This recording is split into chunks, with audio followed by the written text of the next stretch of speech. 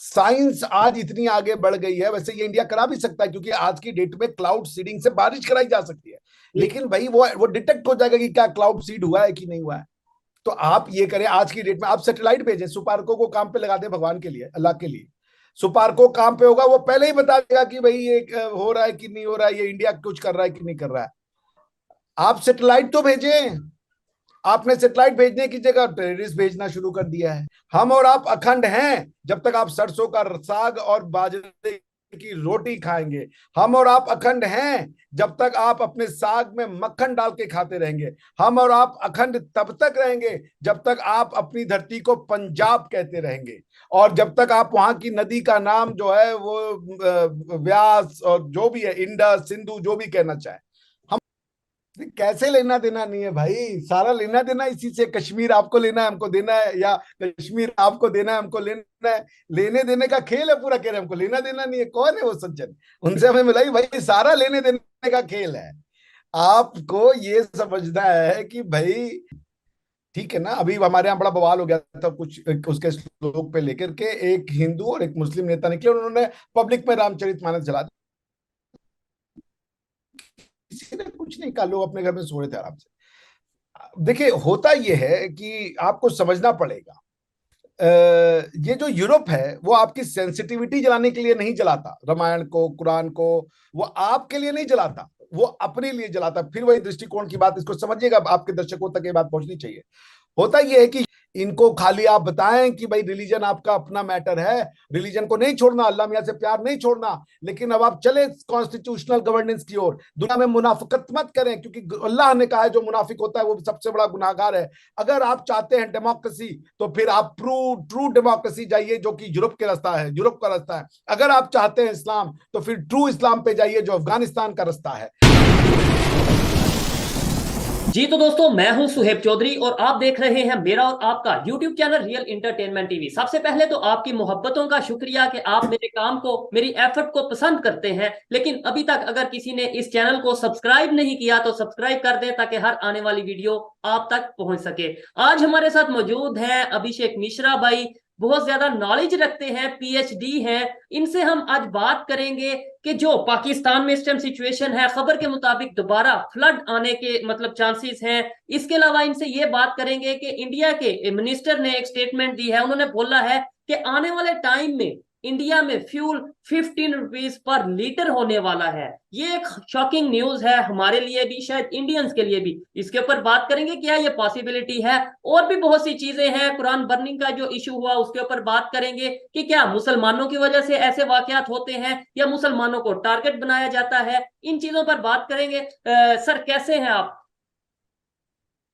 Thank you Shoaib ji, as usual आपके show पे आके बहुत अच्छा लगता है, क्योंकि हम आपके फैन भी हैं, सब्सक्राइबर भी हैं, और आपके साथ बात भी कर रहे हैं, तो इट्स सच अ नहीं नहीं, प्रिविलेज। आप सब्सक्राइबर कह और सकते हैं आप, लेकिन फैन नहीं कह सकते। देखें, जिसका नॉलेज ज्यादा हो वो कम नॉलेज वाले को का फैन हो नहीं सकता। मैं इस चीज को नहीं नहीं, मानूंगा। नॉलेज आपको, देखिए नॉलेज बड़ी रिलेटिव। मेरी गाड़ी खराब हो जाए जी जी। और मैं PhD हूं, मैं क्या कर लूंगा, मुझे कोई नॉलेज नहीं है। नॉलेज बड़ी छोटी सी चीज है। मैं आपको एक बात बताऊं, मैं जब अभी जर्मनी में था या कजाकिस्तान में था, तो मेरे स्टूडेंट ने कहा सर आप PhD, आप इतना जानते हैं, आप इतने नॉलेज वाले हैं, कैसे इतना जानते हैं। मैंने कहा मैं कजाकिस्तान में इलिटरेट हूँ, क्योंकि ना मैं वहां की भाषा लिख सकता हूँ, ना पढ़ सकता हूँ, ना मैं वहां पे कुछ कह सकता हूँ।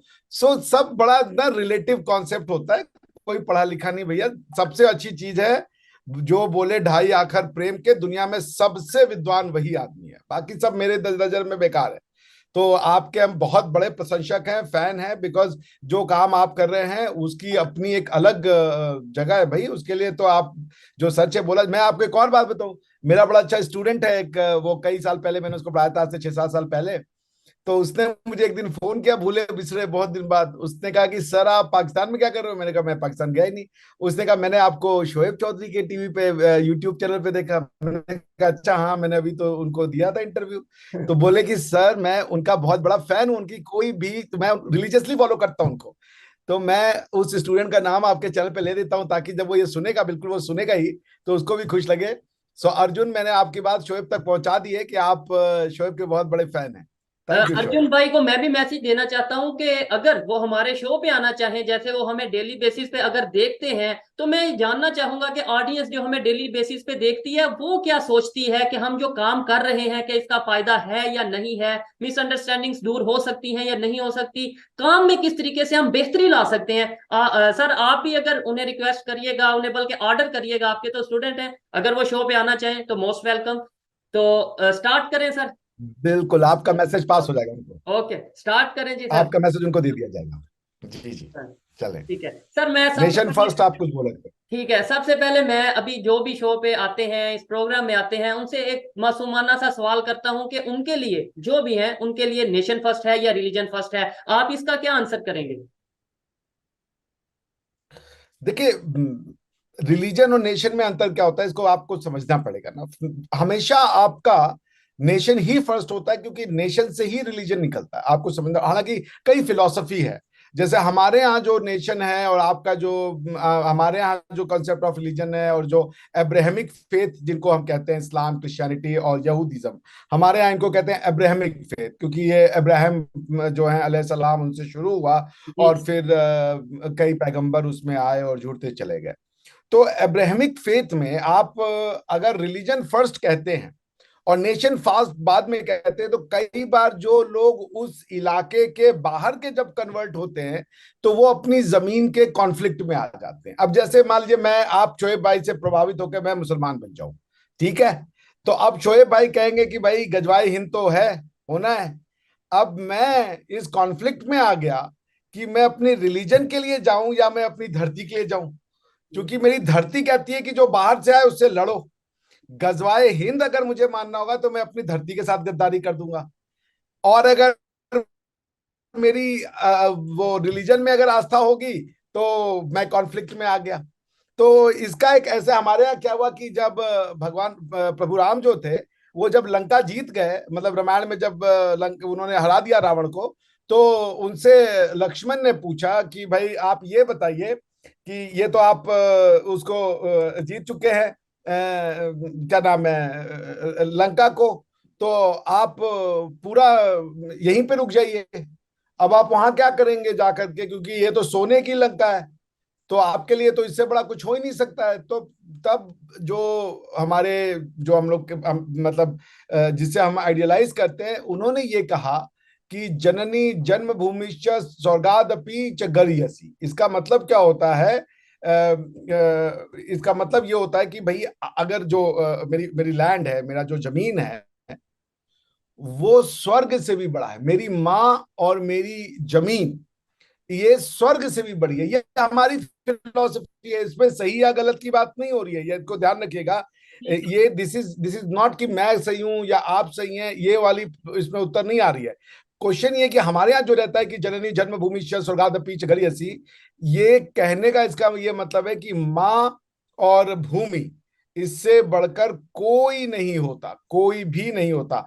तो हम लोग इसको मानते हैं कि आपको अगर मान लीजिए वहां जाना है, क्या नाम है, कोई और आपके एम्बिशंस हैं, तो वो आपको मुबारक हो। लेकिन हमारे यहाँ जो है, माँ और मातृभूमि, क्योंकि माँ और मातृभूमि में अंतर नहीं होता। माँ भी आपको अपने, जब आप उसके माँ के पेट में होते हैं, जो वो खाती है वही आप खाते हैं।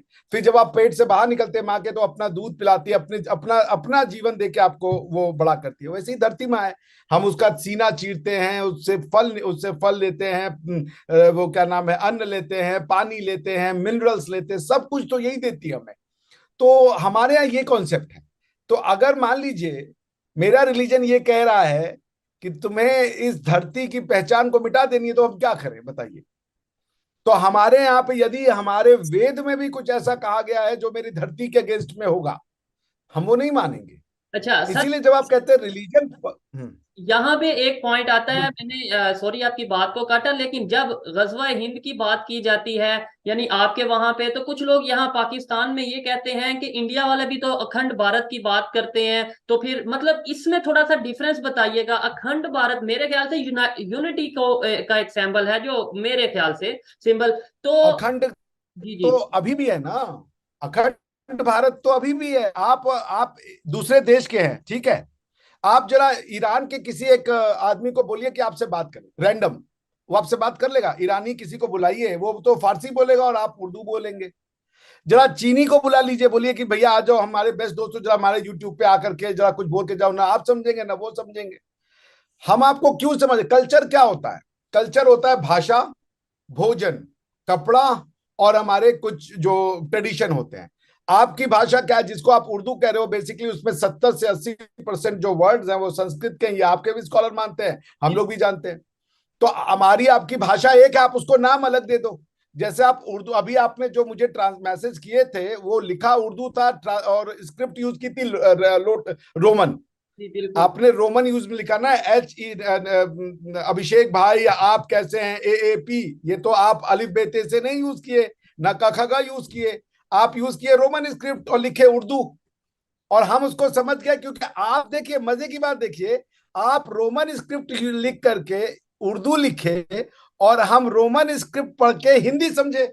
जबरदस्त। आप समझ रहे हैं? आपने मैसेज उर्दू में भेजा और हमने उसको हिंदी में समझा। आप समझ रहे हैं मेरी बात? तो आप बताइए, हम लोग कल्चरली एक है। आप पॉलिटिकल सेपरेशन ले सकते हैं, आप अपनी माँ से ये कह सकते हो हम तुमसे कोई मतलब नहीं रखते हैं, अब हम अपने कहीं और जा रहे हैं। लेकिन वो माँ से आपका नाता कभी नहीं टूट सकता, क्योंकि वो माँ होती है। आप समझ रहे हैं? आप अपने परिवार से नाता नहीं तोड़ सकते। आपके शरीर का जो जेनेटिकल इंजीनियरिंग है ना, वो उसकी वो माँ से ही आते हैं। तो डीएनए चेंज नहीं हो सकता ये, बात कहने, शॉर्टली कहा जाए तो डीएनए चेंज नहीं हो सकता। एग्जैक्टली तो आप हमसे पॉलिटिकल सेपरेटेड है, कल्चरली हम अखंड हैं, अखंड रहेंगे जब तक कि आप अपनी भाषा को अरबी बना दें, तुर्की बना दें, फारसी बना दें। जब हर आदमी वहां पे तुर्की फारसी बोलने लगेगा, हमारा आपका कल्चर टूट जाएगा। हम और आप अखंड हैं जब तक आप लस्सी पिएंगे। हम और आप अखंड हैं जब तक आप सरसों का साग और बाजरे की रोटी खाएंगे। हम और आप अखंड हैं जब तक आप अपने साग में मक्खन डाल के खाते रहेंगे। हम और आप अखंड तब तक रहेंगे जब तक आप अपनी धरती को पंजाब कहते रहेंगे, और जब तक आप वहां की नदी का नाम जो है वो व्यास और जो भी है, इंडस, सिंधु, जो भी कहना चाहे, हम अखंड रहेंगे। आपने पॉलिटिकल फॉर्म चेंज कर लिया ना भाई। बिल्कुल। और इसकी एक बेस्ट एग्जांपल ये भी है कि 75 साल से हमारी 4 जंगें भी हो चुकी हैं। रोज मैं ये समझता हूँ डेली बेस पे कोई ना कोई स्टेटमेंट कभी यहाँ से कभी वहां से ऐसी आती है जिससे कह लें कि फासले बढ़ते हैं। लेकिन फिर भी आज अभिषेक भाई यहाँ बैठे हैं इंडिया से, और पाकिस्तान से सुहेब बैठा है। डेली बेस पे इंडिया से बहुत से लोग पाकिस्तान की न्यूज को देखते हैं, पाकिस्तान से बहुत से लोग इंडिया की न्यूज को देखते हैं। इसका मतलब यह है कि हम जितनी भी नफरतें बढ़ जाएं, जितने भी इख्तलाफात बढ़ जाएं, जितने भी इश्यूज बढ़ते जाएं, हम कहीं ना कहीं जुड़े हैं और शायद जुड़े रहेंगे। आप इसे एग्री करते हैं कि मतलब कुछ लोग ये कहते हैं हमें लेना देना नहीं। मैं ये समझता हूँ चाहे लेना देना है या नहीं इंडिया वालों को या पाकिस्तान वालों को, लेकिन जुड़े रहेंगे। मुझे ऐसा लगता है ये कभी अलग हो नहीं सकते। नफरतें बढ़े या मोहब्बतें, लेकिन अलग नहीं हो सकते। कैसे लेना देना नहीं है भाई? सारा लेना देना इसी से। कश्मीर आपको लेना है हमको देना है, या कश्मीर आपको देना है हमको लेना है। लेने देने का खेल है पूरा। कह रहे हैं हमको लेना देना नहीं है, कौन है वो सज्जन? उनसे हमें मिलाई भाई, सारा लेने देने का खेल है। आपको ये समझना है कि भाई आप अब देखिए, लड़ाई सबसे ज्यादा जो होती है ना, वो अपने सगे भाई से होती है। अगर वो दुश्मन हो जाए, सबसे भयंकर लड़ाई वही होती है। आप समझ रहे हैं? तो बाकी दुश्मन का तो आपको पता रहता है यार, ये दुश्मन है। भाइयों की दुश्मनी सबसे ज्यादा चलती है। लेकिन जर्मनी भी टू डिवाइड हुआ, east Germany west Germany unified हुआ। हम बिल्कुल। पॉलिटिकल यूनिफिकेशन की बात नहीं करते। हम कहते हैं कि जो आपके बानी जिन्ना ने कहा कि एक समय अमेरिका और कनाडा बनेगा, वो भी अखंड भारत कह रहे थे, तो उनको डांटो ना भाई, हमें क्यों डांट रहे हो? जो आदमी कह रहा है कि हम आपके बानी है, वो वही है टू नेशन थ्योरी के प्रणेता। और आपको जो है कि आपके बाबाए कौम ही कहते हैं शायद उनको। जी तो बाबाए कौम ये कह रहे हैं कि हम तो अमेरिका और कनाडा बनेंगे। अमेरिका और कनाडा क्या है? अमेरिका में भी यूरोपियन रहते हैं, कनाडा में भी यूरोपियन रहते हैं। वो दो कंट्री जरूर है, अलग अलग पॉलिटिकल सिस्टम है, मगर वो लोग कल्चरली एक समान है। बिल्कुल हम भी ऐसे। तो, आप अगर बताइए, हमारे यहाँ कह दे तो आप कह देंगे संघी है, RSS वाला है, ये तो एंटी मुस्लिम है। जिन्ना साहब को आप अपने नोट पे अपनी छाती पे चबाए पड़े हैं। बताइए, हमारे और जिन्ना साहब के कहने में ढेले भर का रेश मार्क का अंतर नहीं है। हम भी कह रहे हैं कि आपको आपकी पॉलिटिकल आइडेंटिटी मुबारक, मगर हमारी कल्चरल आइडेंटिटी कैसे तोड़ देंगे। वो भी कह रहे थे कि हम बनाएंगे कनाडा और अमेरिका, हम भी कह रहे हैं कनाडा और अमेरिका बनाएंगे, हम भी कह, वही है कल्चरल अखंडता। इसी को अखंड भारत कहते हैं। जितना अखंड भारत कोई आरएसएस वाला सावरकर जी कह रहे थे, वही अखंड भारत जिन्ना जी कह रहे थे। दोनों एक ही बात कह रहे हैं, कहने का तरीका अलग है। फिर मैं वही आऊंगा, आपने रोमन स्क्रिप्ट का यूज करते हुए उर्दू लिखा, मैंने रोमन स्क्रिप्ट को पढ़ते हुए हिंदी समझा। बात समझ रहे हैं आप? अगर इस बात की डेप्थ को आप समझे कि आप तो टाइप कर रहे थे, उधर से कोई पूछता है यार कौन सी भाषा लिख रहे हो, आप बोलेंगे उर्दू। कौन सी स्क्रिप्ट यूज कर रहे हो, आप बोलेंगे रोमन। मैं पढ़ रहा हूँ तो मुझसे पूछेगा कौन सी भाषा पढ़ रहे हो, मैं बोलूंगा हिंदी। वो बोलेगा कौन सा स्क्रिप्ट यूज कर रहे हो, मैं बोलूंगा रोमन। देखने का नजरिया है महाराज, और कुछ नहीं है। जितना अखंड भारत आरएसएस वाले करते हैं, उस वही अखंड भारत बाबा ए कौम जिना अलैहि सलाम करके गए हैं। ठीक है, जना रहमतुल्लाह अलैह कहते हैं हम उन्हें। अच्छा सर। अच्छा, सॉरी सॉरी, जिन्ना रहमतुल्लाह अलैह। जी जी। सर ये इशू एक पे आया कुछ दिन पहले, वाकया अफसोसनाक वाकया था कुरान बर्निंग का, जिससे बहुत से मुसलमानों की, हम सब मुसलमानों का दिल उजारी हुई, दिल दुखा, तकलीफ हुई। क्या कहना चाहेंगे? हम लोग जज्बाती हैं? मतलब ये एक सवाल है, क्या मुसलमान जज्बाती है कि कोई भी इस तरीके से करता है जज्बात से खेलने के लिए, या फिर हमारी साइड से ये चीज होती है तो फिर रिएक्शन होता है? बिल्कुल जज्बाती तो है ना भाई। हमारे यहाँ भी कुछ दिन पहले रामचरितमानस जला दिया था लोगों ने, कुछ नहीं किया, मुस्लिम्स ने जलाया था। कोई अपने घर से निकला तक नहीं। ठीक है ना, अभी हमारे यहाँ बड़ा बवाल हो गया था कुछ उसके श्लोक पे लेकर के, एक हिंदू और एक मुस्लिम नेता निकले, उन्होंने पब्लिक में रामचरितमानस जला दिया। किसी ने कुछ नहीं कहा, लोग अपने घर में सो रहे थे आराम से। देखिए होता यह है कि आपको समझना पड़ेगा, ये जो यूरोप है वो आपकी सेंसिटिविटी जलाने के लिए नहीं जलाता, रामायण को कुरान को वो आपके लिए नहीं जलाता, वो अपने लिए जलाता। फिर वही दृष्टिकोण की बात, इसको समझिएगा, आपके दर्शकों तक ये बात पहुंचनी चाहिए। होता यह है कि यूरोप में एक समय ऐसा था कि गैलीलियो ने यूरोपियन चर्च से कहा, या यूरोप के लोगों से कहा कि भाई सूर्य पृथ्वी के चक्कर नहीं लगाता है, पृथ्वी सूर्य के चक्कर लगाती है। ठीक है ना, धरती जो है वो सूरज के चक्कर लगाती है, क्योंकि उसके पहले ये मानते थे कि धरती साकिन है, क्रिश्चियन जो मानते थे। तो जब ये बात वहां के चर्च को पता चली, तो उन्होंने गैलीलियो को जान से मारने के लिए पूरी जनता को उकसा दिया कि इसको लिंच कर दो। लोगों ने लिंच किया, मारा, उसकी किताबें जला दी, उसको उसको घर से निकलने नहीं दिया, बेचारे की जिंदगी आजार कर दी। 350 साल बाद 1992 को जो वेटिकन है, वेटिकन नॉट कोई चर्च, यानी कि क्रिश्चियनों का सबसे बड़ा मंबा जो है, उसने एक लेटर इशू किया। उसने कहा कि ये जो गैलीलियो है वो सही है और हम उनसे माफी मांगते हैं। 350 साल बाद तो हुआ क्या इसमें? इसका कुरान बर्निंग से क्या लेना है? इसका कुरान बर्निंग से ये लेना है क्योंकि वो बातें बाइबल में लिखी थी कि धरती साकिन है, और वो बात जो बोलना चाह रहा था उसको freedom of speech and expression नहीं मिल रही थी, क्योंकि उसका दिमाग उसकी समझ से वो ये बात जान चुका था कि भाई ये नहीं है, पृथ्वी की जो है वो चक्कर नहीं लगाती, सूर्य चक्कर नहीं लगाता, पृथ्वी उसके चारों ओर घूम रही है, वो बात समझ चुका था। लेकिन उसको नहीं बोलने दिया गया। क्यों नहीं बोलने दिया गया? रिलीजन।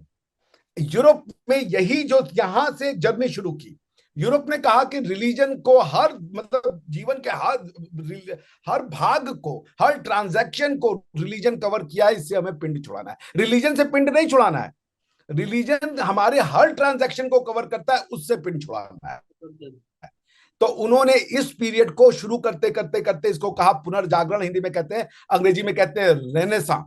वो जगे, उन्होंने अपनी किताबों में क्रिटिसिज्म ढूंढा, और ये जो प्रोसेस है, इसी प्रोसेस में वो पहले बाइबल से गवर्न होता था पूरा यूरोप, कैनन लॉ से पूरा यूरोप गवर्न होता था। उसके बाद कॉन्स्टिट्यूशनल सोसाइटी की शुरुआत हुई।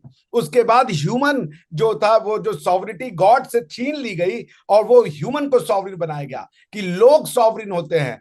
पॉलिटिकल पावर का सोर्स गॉड नहीं होता, पॉलिटिकल पावर का सोर्स वहां के लोग होते हैं। इसीलिए वो कॉन्स्टिट्यूएंसी क्रिएट कर देते हैं कि ये हमारा हिस्सा है, ये हमारी जमीन है, इसमें तुम नहीं आ सकते। तो ये जो freedom of speech and expression है, जिसने यूरोप में साइंस और टेक्नोलॉजी की बयार बहा दी, क्योंकि यूरोप में कोई फिर ऐसी चीज नहीं रह गई जिसको वो क्वेश्चन नहीं कर सकते थे। चार्ल्स डार्विन के साथ क्या हुआ? चार्ल्स डार्विन ने अपनी समझ से यह पता लगा लिया कि इंसान, उसकी अपनी अंडरस्टैंडिंग थी कि इंसान का क्रिएशन नहीं हुआ है, इंसान का इवोल्यूशन हुआ है। इवोल्यूशन का मतलब वो कहा कि पहले हम लोग चार पैरों पे चलते थे, फिर धीरे धीरे हमारे ये पैर हाथ बन गए, ये हुआ इवोल्यूशन। और क्रिएशन क्या है कि हमें भगवान ने ऐसे बना दिया, दो हाथ दो पैर, ऐसे जैसे हम अभी दिखते हैं वैसे ही पहला इंसान भी दिखता था। ये दोनों थ्योरी एक दूसरे के कॉन्फ्लिक्ट में है। क्रिएशन थ्योरी और इवोल्यूशन थ्योरी ये दोनों कॉन्ट्राडिक्ट करती हैं। बात ये नहीं कि कौन सी सही है, बात यह है कि क्या इवोल्यूशन थ्योरी को बोलने की क्षमता होगी। डार्विन डर गया, उसने नहीं पब्लिश की, क्योंकि उसको पता था कि चर्च उसको जीने नहीं देगी। यही freedom of speech and expression है। आपको समझना पड़ेगा, यूरोप जो है वो जो ये करता है वो इसलिए करता है क्योंकि वो जो आज आप जिस सेंसिटिविटी को कहते हैं कि कोई बात भी कर दे तो आप गुस्सा हो जाते हैं, लाल हो जाते हैं, उसको मारने पर तुल जाते हैं, यूरोप ने यही सिचुएशन देखी है पिछले 2000 साल से। यूरोप इसी से निकल के आया है, और इस प्रोसेस जिससे वो निकला ना, उसको कहता है वो freedom of speech and expression, जिसमें ब्लास्फेमी को आउटलॉ कर दिया कि कोई भी बात ब्लास्फेमी नहीं हो सकती। अगर आप नहीं करेंगे तो आपकी समाज हर चीज को भगवान से जोड़ देगी, क्योंकि जो जो आप बोल रहे हैं सामने वाला उसको क्या समझ रहा है ये आपके हाथ में नहीं होगा। वो बोल देगा कि भाई इसने तो ब्लास्फेमी की और जनता आपको मार देगी। बोलने का सिर्फ वो नहीं, ऐसे कई किसी भी चीज को क्रिटिसाइज करने का, फुल क्रिटिसाइज करने का। बिल्कुल कई केसेस हम पाकिस्तान में आए दिन देखते भी हैं, और ये इन चीजों के ऊपर हमें सोचने की जरूरत है। सर ये बताएं कि अभी फिर पाकिस्तान में, इंडिया का मुझे खबर नहीं, आप जहां जहां से भी जो लोग देख रहे हैं बताइएगा मानसून की क्या सूरत हाल है, बारिशों की क्या सूरत हाल है। लेकिन पाकिस्तान में बारिशों का सिलसिला ऑलमोस्ट स्टार्ट हो चुका है। पाकिस्तान में आज भी बहुत बहुत तेज बारिश रही है और बहुत टाइम बारिश रही है। खबरों के मुताबिक फिर से फ्लड आने के चांसेस हैं, अल्लाह ना करे ऐसा हो। क्या आप समझते हैं फिर फ्लड अगर आता है? अभी हम रिसेंटली कुछ टाइम पहले फ्लड की जो तबाहकारियां उससे गुजरे, फिर उसके बाद आईएमएफ के ने हमें फंसाए रखा, फिर पॉलिटिकल स्टेबिलिटी का इशू रहा, पॉलिटिकल स्टेबिलिटी नहीं रही। अब अगर अल्लाह ना करे फ्लड आता है तो हम फेस कर पाएंगे? सेकेंडली हम तो फिर यही कह देंगे कि भाई इंडिया ने पानी छोड़ दिया, इंडिया ने साजिश कर दी, हमारे यहाँ पे ये बताया जाएगा। देखिए, फ्लड आना, पहले तो जो भी पिछले साल भी आपके यहाँ फ्लड आया, कुछ मेरे भाई बहन पाकिस्तान के, उनको बहुत कष्ट उठाना पड़ा। उनके लिए मेरी बहुत बहुत जिसे कह लीजिए सिंपैथीज है। उनके दुख को हम समझ सकते हैं। हमारे देखिए, फ्लड एक नेचुरल फिनोमिना है, इसको ह्यूमन कंट्रोल कर सकता है, अवॉइड नहीं कर सकता ना। उसके आप कॉन्सिक्वेंसेस को आप टोन डाउन कर सकते हो, बट आप उसको अवॉइड नहीं। साइंस आज इतनी आगे बढ़ गई है, वैसे ये इंडिया करा भी सकता है, क्योंकि आज की डेट में क्लाउड सीडिंग से बारिश कराई जा सकती है। लेकिन भाई वो डिटेक्ट हो जाएगा कि क्या क्लाउड सीड हुआ है कि नहीं हुआ है। तो आप ये करें, आज की डेट में आप सैटेलाइट भेजें, सुपार्को को काम पे लगा दें भगवान के लिए, अल्लाह के लिए। सुपार्को काम पे होगा, वो पहले ही बता देगा कि भाई ये हो रहा है कि नहीं हो रहा है, ये इंडिया कुछ कर रहा है कि नहीं कर रहा है। आप सैटेलाइट तो भेजें। आपने सैटेलाइट भेजने की जगह टेररिस्ट भेजना शुरू कर दिया है। हम कह रहे हैं कि आप सैटेलाइट भेजे, हम आपके साथ भेजेंगे, आपके साथ खाई हुई आपने कि 200-300 इधर मार देंगे, भाई हम 1 अरब 40 करोड़, कितने मार लेंगे आप? कितने मार सकते हैं आप? नहीं मार। वो धरती से जुड़े हुए लोग हैं भाई, वो पिछले 700 साल से तुर्कों को झेला, मंगोलों को झेला, अफगानों को झेला, अंग्रेजों को झेला, डच को झेला, उसके बाद भी हम इतने बचे हुए हैं। उसके बाद भी हम अपनी सतत हजारों साल की जो प्रक्रिया है वो करते आ रहे हैं। तो आप कितनों को मारोगे और कब तक मारोगे? एक दिन तो आज यही हो रहा है ना। आज आप देखिए, एक बात जान लीजिएगा, जब दुनिया में आप जो करते हैं उसका एक्शन का रिएक्शन जरूर होता है। जब यूरोप दुनिया भर में गया, और जैसे एक समय इस्लाम अपने उरूज पे था, इस्लाम ने कॉलोनाइज किया, उसके बाद यूरोप यूरूस पे आया और यूरोप ने इस्लाम को कॉलोनाइज किया, हम लोग को कॉलोनाइज किया, सबको कॉलोनाइज किया, ठीक है ना। अब आप ये देखिए यूरोप के साथ क्या हुआ। मतलब आप कोई भी नहीं बचा इस चीज से। तुर्क निकले सेंट्रल एशिया से होते हुए, एशिया से होते हुए यूरोप में, उन्होंने सबको तबाहो बर्बाद किया, अरबों को तबाहो बर्बाद किया, यूरोपों को तबाहो बर्बाद किया, यूरोप के एक हिस्से पे कब्जा कर लिया जिसको आज आप तुर्की कहते हैं, क्योंकि वो तो सेंट्रल एशियन है ना, यहाँ कजाकिस्तान, उज्बेकिस्तान, तुर्कमेनिस्तान और किर्गिस्तान वाले। अब आप ये देखिए उनके साथ क्या हुआ। उसके बाद ईस्ट यूरोपियन उठिए, पूरा वो सेंट्रल एशिया खा गए, उन्होंने वहां पे इस्लाम को ही बैन कर दिया कि कोई प्रैक्टिस नहीं करेगा रिलीजन। वही आज चाइना भी कर रहा है, क्योंकि रशिया ने 150 साल तक वो किया। उसके बाद आप देख लीजिए, गोरों ने दुनिया को अपना काबू किया। उसके बाद उनके में से हिटलर निकला, वो बोला कि अच्छा तुम दुनिया को काबू कर रहे हो बिकॉज यू आर व्हाइट, तो I am whiter than you. उसने कहा कि यूरोप में भी काले और गोरे हैं, तुम लेस व्हाइट हो, हम ज्यादा व्हाइट हैं। की नफरत की कोई वो इंतहा नहीं होती। हर कोई जब जीतता है उसके बाद उसको कंट्रोल में आना पड़ता है। अरबों ने अगर यूरोप को जीता तो उसके बाद तुर्कों ने उनको जीता, उसके बाद वो पूरा यूरोप जो है वो उनको ये कॉलोनी रही, अल्जीरिया, इजिप्ट, ये सब फ्रेंच कॉलोनी रही, ब्रिटिश कॉलोनी पैलेस्टाइन रहा। तो देखिए, मेरे कहने का मतलब ये है कि दुश्मनियों से निकले। आज आप किसी का बुरा करेंगे, कल आपके साथ बुरा होगा। ये लॉ ऑफ नेचर है, ये बिल्कुल लॉ ऑफ नेचर होता है। जैसे औरंगजेब ने हिंदुस्तान की बड़ी बड़ी मंदिरें तुड़वा दी, उसके बाद क्या हुआ, मुगल शासन वहां से खत्म। 50 साल के अंदर इंडिया से मुगल खत्म हो गए, उसके बेटे वो वंशज सब खत्म हो गया वहां से।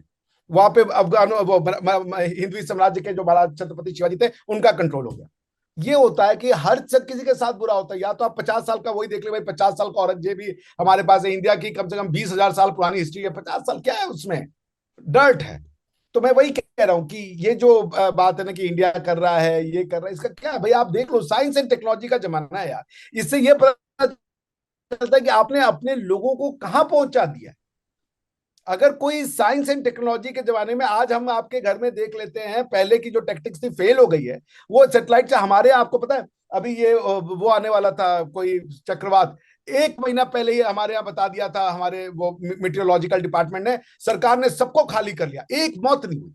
निकाल के सुरक्षित जगह पे ले गए, वहां पे उनको खाना पीना दिया। चक्रवात आया, उसने पेड़ पूड़ तोड़े, घर पर तोड़े, 5-6 घंटे, 1 घंटे 3-4 घंटे तबाही करके चला गया, लोगों को वापस जाके बैठा दिया। ये है साइंस एंड टेक्नोलॉजी। दूसरा क्या हो सकता था, अरे भाई भगवान नाराज हैं, जरूर कुछ गड़बड़ हो रहा है हमसे। इंडिया ने साइंस एंड टेक्नोलॉजी का यूज किया, जान बचा ली। आप समझ रहे हैं। तो ये अब आपके लोगों पे, अगर आपके यहाँ पे लोग अभी भी ये कह रहे हैं कि इंडिया ने किया है, तो फिर इंडिया को खुश होना चाहिए कि आप सही रास्ते पे जा रहे हैं। ठीक है। बिल्कुल, हमें टेक्नोलॉजी जी। अभी तो मैं ये खबर कल पढ़ रहा था कि इंडिया में जो एक यूनिवर्सिटी है वहां पे आर्टिफिशियल रेन के ऊपर भी काम किया गया है और एक्सपेरिमेंट कामयाब हुआ है आपका। उसके लिए भी मैं आपको मुबारकबाद देना चाहूंगा अगर ये खबर दुरुस्त है तो। नहीं, बिल्कुल, आईआईटी मेरे ख्याल से कानपुर के बच्चों ने किया। क्लाउड सीडिंग बहुत कॉन्सेप्ट पुराना है, क्लाउड सीडिंग हो चुकी है। मैंने एक बार जी। तो देखिए, मैं वही कह रहा हूँ कि अब आप इसको कह रहे हैं हम लोग, जैसे अब हमसे अगर आप पूछेंगे ना, तो जब वसीम अकरम साहब विकेट लेते हैं, हमें लगता है हमारा ही कोई अपना लिया है। तो ये दृष्टिकोण वाली बात है। आप, मैंने फिर से कहा, आप मानेंगे तो आपको भी खुशी होगा कि कोई आपका ही भाई बहन था, आप ही की माँ का, जो जो हम लोग की फैमिली ट्री तो सब एक है ना, कल्चरली लोग हम लोग एक हैं। तो इस पे आपको भी खुश होना चाहिए, क्योंकि वो भी आपका ही है। जबरदस्त। आप समझ रहे हैं, साइंस एंड टेक्नोलॉजी से दुनिया चलती है, ये हमें पहले से पता था, और हम उसमें एक्सेल कर रहे हैं। जिन्होंने तलवार उठाई उन्हें क्या मिल गया, तलवार, कुछ नहीं होता तलवार से। जी बोले। ठीक है। अभिषेक भाई, मुझे एक चीज बताइएगा। देखें, मुझे आपसे बात करके, वैसे तो ऑनलाइन हमारा ये दूसरा सेशन है, लेकिन वैसे थोड़ी थोड़ी बहुत बात होती रहती है। आपसे बात करके बहुत पॉजिटिव वाइब आती है। बहुत से लोग ऐसे हैं जो बात करते हैं, सच भी बोलते हैं, ऑथेंटिक बात करते हैं, फैक्ट के ऊपर बात करते हैं, लेकिन कहीं ना कहीं ऐसा लगता है कि शायद पाकिस्तान को इंसल्ट किया जा रहा है, शायद पाकिस्तान से कोई अंदर से इन्हें कुछ शायद मतलब गुस्सा है। ठीक है। लेकिन आप हर बात में जुड़ने की बात करते हैं, यूनिटी की बात करते हैं। मुझे ये बताइएगा, पाकिस्तान में इस टाइम अगर मैं आपसे पूछूं कोई पॉजिटिव चीज है तो वो क्या होगी? मतलब कोई ना कोई हमारे अंदर भी तो पॉजिटिविटी होगी जो शायद आपने ऑब्जर्व की हो, हमारे पॉलिटिशियंस में, हमारे लोगों में, या कुछ भी। जज्बा, डेडिकेशन, अपने अपने, क्योंकि आपने पॉजिटिव पूछा, जज्बा भाई, वो जिस चीज को मान, देखिए पाकिस्तान नंबर 1 है। उनका उनकी उनकी सिमत गलत है। उन्होंने दुनिया, भाई पाकिस्तान के बिना कोई सिक्योरिटी डायलॉग कंप्लीट नहीं होता। बड़े बड़े देश बैठते हैं, पाकिस्तान को डिस्कस कर रहे होते हैं। अगर वो यही एनर्जी किसी और चीज पे लगा दें तो सोचिए, ये लोग उसमें भी नंबर 1 बनेंगे। ये बनते नंबर, ये चाहते थे हम दुनिया की बेस्ट सिक्योरिटी बने, आईएसआई बने। अमेरिका को इन्होंने वॉर ऑन टेरर में अमेरिका की इन्होंने लंका लगा दी। अमेरिका को भी सिखा दिया कि हम तुम्हारे भी बाप है, तुम दुनिया में गेम कर रहे हो, हम तुम्हारे ऊपर गेम कर सकते हैं। 5 साल तक वॉर ऑन टेरर में उनसे पैसा लिया, और जिसके अगेंस्ट में लड़ रहे थे उसी की मदद कर रहे थे। ये तो यूनिक क्वालिटी है। वॉर ऑन टेरर का मेन टारगेट था ओसामा बिन लादेन, उसको घर में रख लिया, बोले हम तुम्हारे साथ लड़ रहे हैं। ये यूनिक क्वालिटी है। तो ये लोग अगर इस चीज को कंस्ट्रक्टिव यूज करेंगे, जिस चीज में ये चाह जाते हैं नंबर 1 है, इन्होंने चाहा है ना कि हमें दुनिया में भाई इस्लाम का झंडा गाड़ना है, तो वो उसमें नंबर वन है। अभी देखिए कुछ दिन पहले ये साइप्रस में कुछ बेचारे वो पकड़ाए, वो पाकिस्तानी थे जो वहां के यहूदियों को मारने जाए थे। पाकिस्तान के एक आदमी ने आज तक किसी यहूदी को देखा तक नहीं होगा, फिर भी वो उसको मारने जा रहे हैं। क्या जरूरत है तुम्हें उससे, क्या लेना है? तुम जानते भी नहीं हो यहूदी कौन है, तुम्हारा कोई पाला ही नहीं पड़ा आज तक उससे।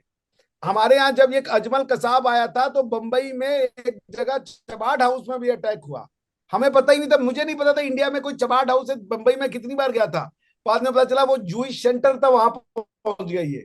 सिर्फ रेनेसा कर लीजिए, यूरोप जिस रास्ते पे गया वो कर लीजिए, मैं आपको कहता हूं आपके यहाँ दूध दही की नदियां बहेंगी। आपके अंदर वो, आपके पास वसाइल है, आपके पास जिसे कह लीजिए लोग हैं। आप छोड़ें ये नेचर को, ये छोड़ें, ये हमारे पास कॉपर के खजाने हैं, ये दरिया है वो दरिया है। इतने बेहतरीन लोग हैं पंजाब के, पख्तून के, सिंध के, बलोचिस्तान के। इनको खाली आप बताएं कि भाई रिलीजन आपका अपना मैटर है, रिलीजन को नहीं छोड़ना, अल्लाह मियां से प्यार नहीं छोड़ना, लेकिन अब आप चले कॉन्स्टिट्यूशनल गवर्नेंस की ओर। दुनिया में मुनाफिकत मत करें, क्योंकि अल्लाह ने कहा है जो मुनाफिक होता है वो सबसे बड़ा गुनाहगार है। अगर आप चाहते हैं डेमोक्रेसी तो फिर आप ट्रू डेमोक्रेसी जाइए, जो कि यूरोप के रास्ता है, यूरोप का रास्ता है। अगर आप चाहते हैं इस्लाम तो फिर ट्रू इस्लाम पे जाइए, जो अफगानिस्तान का रास्ता है। आप दोनों का मिक्सचर मत बनाइए, आपकी मुनाफिकत आपका सबसे बड़ा प्रॉब्लम है। मुझे पूरा यकीन है जिस दिन आपने कोई भी एक रास्ता चुना, तो जो भी आप करना चाहेंगे, गजवा हिंद करना चाहेंगे तो गजवा हिंद में भी आपको विजय मिलेगी, मतलब हमारे से लड़ना होगा आपको तो, मगर आप लड़ तो लेंगे ना एटलीस्ट, वो उसका आउटकम जो भी हो। और अगर आपने ये डिसाइड किया कि साइंस एंड टेक्नोलॉजी हमारा मुस्तकबिल है, तो उसमें भी आप नंबर वन होंगे। पाकिस्तानी कौम किसी भी कौम से कम नहीं है, जज्बा में नंबर वन है, उनको ऐसा बना दिया गया। डेफिनेटली देखें, हमें यही कहना। विजन की जरूरत है। बहुत से लोग ऐसे हैं, और ये पब्लिक का कसूर नहीं है, करेक्ट।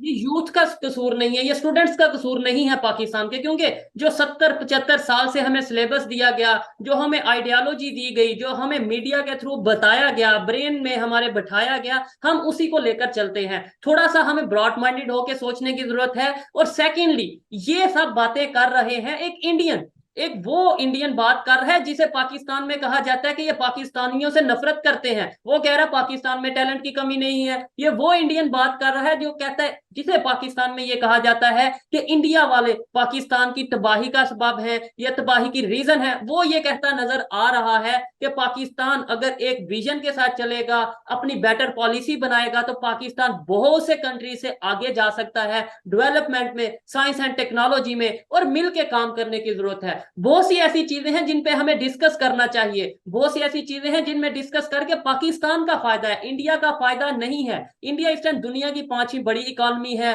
इंडिया को इस टाइम अमेरिका जो है वो इंडिया को समझता है कि इस टाइम पार्टनर बनाने का जरूरत है। अमेरिका को इंडिया की जरूरत है, रशिया को इंडिया की जरूरत है, दुनिया के इस्लामिक कंट्रीज को इंडिया की जरूरत है। ऐसे में अगर हम ये कहें कि भाई इंडिया हमें तबाह करने के पीछे लगा हुआ है, तो शायद ये हमारी खाम ख्याली है या हम खुद को बेवकूफ बना रहे हैं। हमें चाहिए कि हम अपने विजन को क्लियर करें, हमें चाहिए कि मिसअंडरस्टैंडिंग्स को दूर करें। एक साइड पे हम ये कहते हैं कि किसी भी नॉन मुस्लिम से हमारा कोई रिलेशन नहीं हो सकता, दूसरी साइड पे हम ये कहते हैं कि चाइना हमारा आयरन फ्रेंड है, चाइना से और पाकिस्तान की दोस्ती को हिमालय से ऊंची दोस्ती है। ये चीजें हमें सोचने की जरूरत है। अगर चाइना, जिससे हमारा ना तो कल्चर मिलता है, ना जुबान मिलती है, ना ही हमारी शक्ल मिलती है, हम उसके अपना बेस्ट फ्रेंड कह सकते हैं, तो इंडिया, यहां से हम आए, जहां से हम पैदा हुए, जहां से हमारा एक सदियों पुराना ताल्लुक है, रिलेशन है, हम उनके साथ दुश्मनी पाल के बैठ रहे हैं। और शायद यही दुश्मनी की वजह से हम नीचे से नीचे जाते जा रहे हैं। हमें चाहिए बेहतरी की तरफ जाएं, डेवलपमेंट की तरफ जाएं, इसी में हमारी बेहतरी है। अभिषेक भाई, लास्ट में कोई भी कुछ भी आप कहना चाहें, मैसेज देना चाहें एज ए टीचर, देखने वालों को, यूथ को, खासतौर पे जो पाकिस्तान से देख रहे हैं या इंडिया से देख रहे हैं। नहीं देखिए, मैं एक बात तो कहूंगा, पहली बात की जो लोग कहते हैं पाकिस्तान में टैलेंट की कमी है, अरे भाई, आप पाकिस्तानी प्रोफेसर है भारत की यूनिवर्सिटी में, एक से एक बड़े बड़े पोस्ट पे पाकिस्तानी, अमेरिका की 5वीं सबसे रिचेस्ट कौम पाकिस्तानी है। इतने गए गुजरे नहीं है वो पाकिस्तानी जितना आप समझ रहे हैं। वो जो सही रास्ता पकड़ लेता है वो उसमें एक्सेल कर रहा है। मेरा रूममेट जर्मनी में पाकिस्तानी था, मेरे भाई की तरह था। वो जर्मनी के जो सबसे बड़ी कंपनी है, अच्छी कंपनी सीमेंस, उसमें वो बहुत बड़े इंजीनियरिंग पोजीशन पे था, बड़ा अच्छा लड़का, टैलेंटेड लड़का है। यार टैलेंट के लिए पाकिस्तानी, इंडियन, पारसी, इरासी, युगांडन थोड़ा होता है, इंसान तो इंसान होता है ना। वो इंसान अपनी क्षमता को कहाँ लगा रहा है, वो क्या बनना चाह रहा है, ये तो आपको डिटरमाइन करना है। आप समझ रहे हैं? तो मैं पाकिस्तान के लोगों से कहूंगा कि मैंने सारे पाकिस्तानियों से नहीं बातचीत की है, तो मैं नहीं कह सकता, लेकिन मैं 5-6 पाकिस्तानियों से बातचीत की है और मुझे पता है कि उनके अंदर भी एक है भावना, उसको जगाने की जरूरत है। शोएब जैसे लोग जो हैं, आप लोग जो काम कर रहे हैं वो बहुत अच्छा काम कर रहे हैं, क्योंकि ये अभी लोग नहीं देखे। आज के 10 साल बाद जब कोई यूट्यूब की लाइब्रेरी को खंगारेगा और ये किताबें निकलेंगी, क्योंकि ये चलती फिरती ऑडियो विजुअल, भाई एक समय इंसान को पढ़ना नहीं आता था तो वो लिखना सीखा, ठीक है ना, तो वो लाइब्रेरी बनाया अपनी किताबों को। आज इंसान के पास इतना समय नहीं है कि वो पढ़े, तो वो आज ये जो यूट्यूब का वो है, ये भी लाइब्रेरी से कम नहीं है, ये डिजिटल लाइब्रेरी है। लाइब्रेरी सिर्फ लिखित में नहीं होनी चाहिए, कोई भी चीज जो ज्ञान को संग्रह करे, जो ज्ञान को कलेक्ट करे, वो लाइब्रेरी होती है। जी तो दोस्तों, ये थी आज की वीडियो। आपको वीडियो कैसी लगी, अभिषेक भाई की बातें कैसी लगी, कमेंट में जरूर बताइएगा। नेक्स्ट किस गेस्ट को हम रिक्वेस्ट करें कि वो हमारे इस प्रोग्राम में आए, वो भी आप बता सकते हैं। मिलते हैं नेक्स्ट वीडियो में, तब तक के लिए पीस आउट, अल्लाह हाफिज।